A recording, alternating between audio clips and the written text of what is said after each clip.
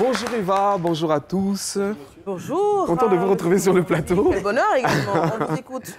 Ben effectivement, la CAN, on le sait, est devenue au fil des années un enjeu sportif majeur. C'est même l'événement sportif le plus suivi en Afrique et il engrange de plus en plus de téléspectateurs à travers le monde. Il y a des millions de téléspectateurs qui suivent la CAN et il engage aussi d'importants investissements et d'importants revenus financiers, Eva.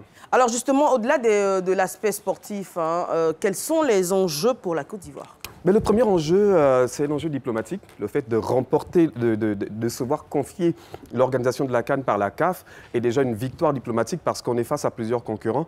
Le deuxième enjeu, c'est un enjeu d'image. La Côte d'Ivoire sera sous les feux des projecteurs, donc ce sera l'occasion de montrer tous les atouts de la Côte d'Ivoire sur le plan touristique, infrastructurel, sur le plan même de la culture. C'est vraiment de montrer tous les atouts de la Côte d'Ivoire aux yeux du monde entier. Et puis, il faut le dire, on aura à peu près 1,5 million de visiteurs ici en Côte d'Ivoire. Donc autant dire que ce sera autant de touristes également.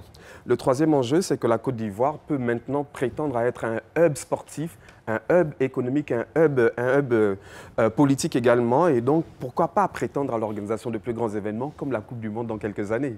Oui, pourquoi pas, on a déjà une bonne partie des infrastructures. Alors, impossible n'est pas ivoirien. Que peut-on dire sur le plan économique quand on sait que l'État de Côte d'Ivoire a beaucoup investi pour que nous soyons prêts?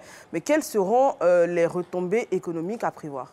Effectivement, l'État de Côte d'Ivoire n'a vraiment pas lésiné sur les moyens. À titre de comparaison, le Cameroun a dépensé entre 700 et 800 milliards de francs CFA pour l'organisation de sa CAN. Et la Côte d'Ivoire, certaines sources concordantes parlent d'une enveloppe de 1000 milliards de francs CFA qui inclut la construction des infrastructures, les stades, etc. Donc c'est vraiment beaucoup d'argent qui a été investi.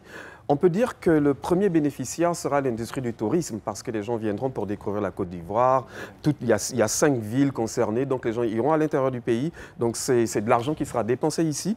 À titre de comparaison, par exemple, lors de la CAN 2019 en Égypte, le tourisme, les revenus touristiques ont augmenté de 30%. Donc on peut légitimement penser que ce sera beaucoup plus pour la Côte d'Ivoire. Et puis il y a les droits télé, les sponsors, les partenaires, tous les circuits sportifs, les petits commerces, les ventes de maillots, de gadgets et autres. Donc beaucoup d'argent sera vraiment attendu ici en Côte d'Ivoire. Et puis il faut le dire, il faut intégrer tous ces investissements dans un cadre beaucoup plus large, penser à l'après-CAN effectivement. Très bien. Alors, on a effectivement on a vu plusieurs pays ayant organisé donc de grands événements sportifs, laisser les infrastructures à l'abandon. Je pense d'ailleurs à votre pays parce qu'on a vu des images dans des stades qui étaient vraiment déplorables. Alors, est-ce qu'en Côte d'Ivoire, on a pensé à l'après-CAN ? Effectivement, vous faites bien de le relever, Eva. On a effectivement vu lors de la CAN, après la CAN au Gabon, le stade d'OIM notamment envahi par les herbes. Et ce n'est pas le seul cas de l'Afrique. Par exemple, au Brésil, la piscine olympique est totalement à l'abandon. La cité olympique de Sochi en Russie est également totalement à l'abandon. Donc, la bonne nouvelle, c'est que le COCAN a mis cette CAN sous le signe de l'hospitalité, de l'héritage et de l'inclusion. Au titre de l'héritage, c'est effectivement, ils ont pensé à l'après-CAN, comment valoriser toutes ces infrastructures. On sait qu'il y aura des compétitions qui seront organisées, des compétitions sous-régionales. Il y a des clubs même du Mali, etc., qui pourront venir jouer sur les infrastructures ivoiriennes parce qu'elles sont homologuées par la CAF et donc aussi notamment par la FIFA. Et puis, il peut y avoir des événements culturels, des concerts, etc. Donc, tout a vraiment été bien pensé. Ça, c'est vraiment, il faut tirer le chapeau au COCAN.